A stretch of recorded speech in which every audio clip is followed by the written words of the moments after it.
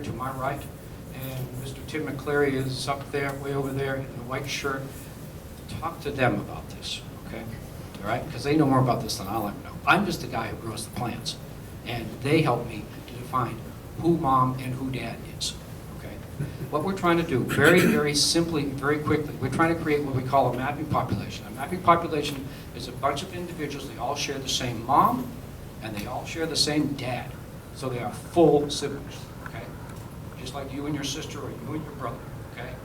The thing is, for TCD resistant screening, I'm hoping, I'm banking, I'm praying that within that big population of full siblings, how big is a big population? Over 300 individuals, okay? We're going to have some on one end of the bell-shaped curve and some on the other end of the bell-shaped curve.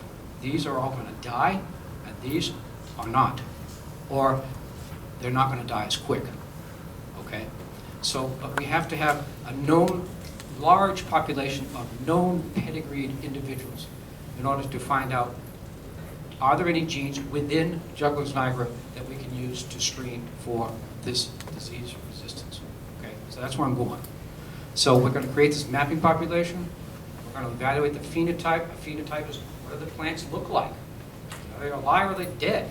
Do they produce a canker that's this big after 2 months or this big after 2 months? Get the idea? And then we're going to try to, and this is the part you have to ask Gene about, we try to relate that phenotype information to, we try to determine marker genotypes that are associated with those phenotypes. This is something we can't really dwell on here 2 hours at a time.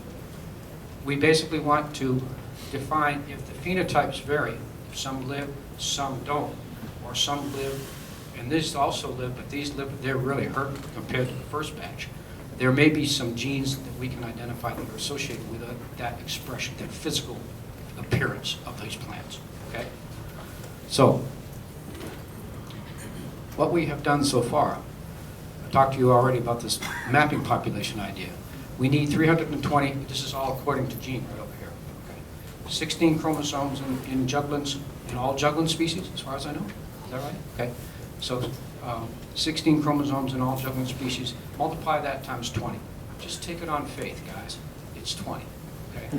That's the minimum number we need, okay, to develop this bell-shaped curve we're looking for. All right? And as I say here, the ultimate objective is to try to develop a genetic map that is populated with specific genes that are associated with specific traits.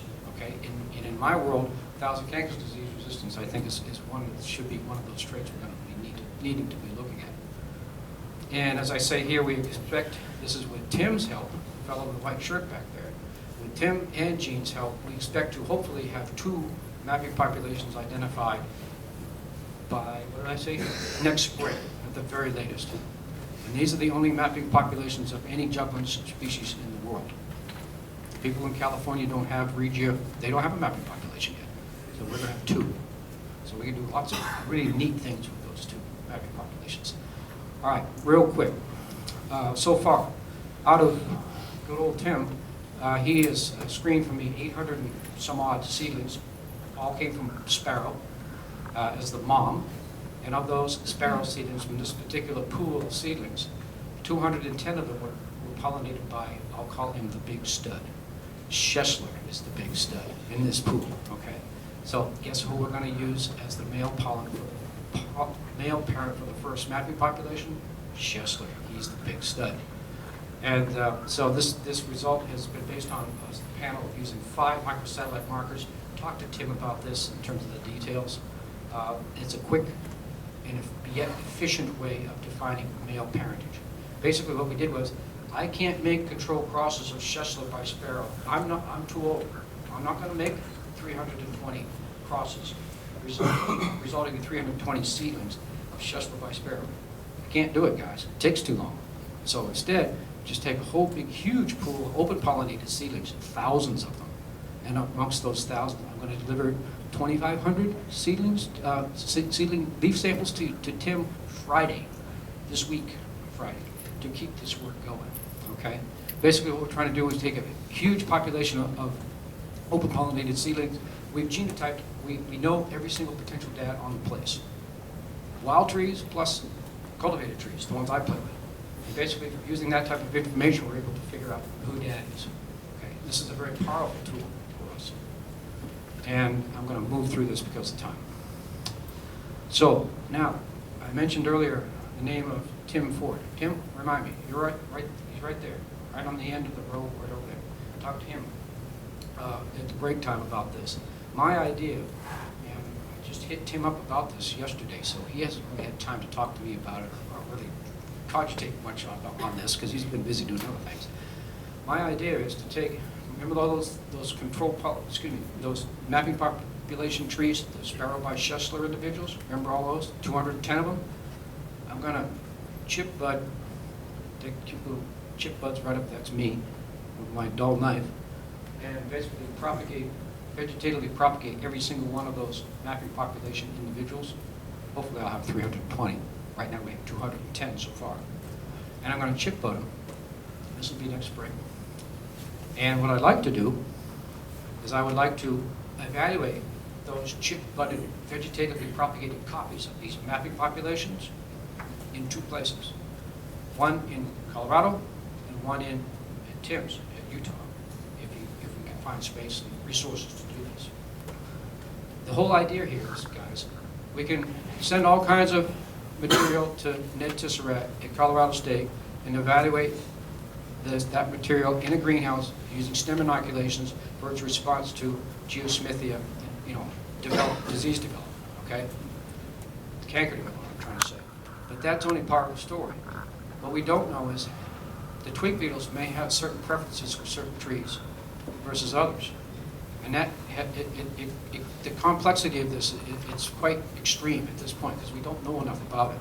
What we're trying to do is trying to define in the field as well as using stem inoculation protocols in greenhouses to try to define is there any potential genetic resistance either among species A, species B of juglans, or also more importantly within species, okay, using these mapping populations. So one site is that little red dot in Colorado, southeastern Colorado. That's the Rocky Ford, Colorado experimental site, Ag Experiment Station site that Colorado State has. And TCD is present everywhere, all around that part of the state. So it's endemic. So my idea is to put up our cute little chip-budded trees, let them grow until about the size of my thumb. Remember that, the size of the stems, and see when the twig beetle jumps on them. Okay, and do they die or not? Similarly, I'd like to, with Tim, collaborating with Tim, my idea is to work with him and his colleagues in Richmond, Utah, at the Improving Perennial Plants for Food and Bioenergy group to see if we can also evaluate our chip-budded little mapping population individuals in Utah to see if we also get the same results that we get in Colorado. So that's kind of where I'm going at this point in time. So, and so far, as far as his history is concerned, with Tim and his colleagues, we've been able to supply him with, I think it's 46 open pollinated seed lots of juglans nigra, like some seed lots from, say, Sparrow versus M&K versus, Sparks 127. So he's evaluating those in the field. You need to ask him about which ones perhaps may or may not be differentially able to handle the threat posed by TCD. So I think that's all. Thank you for your patience.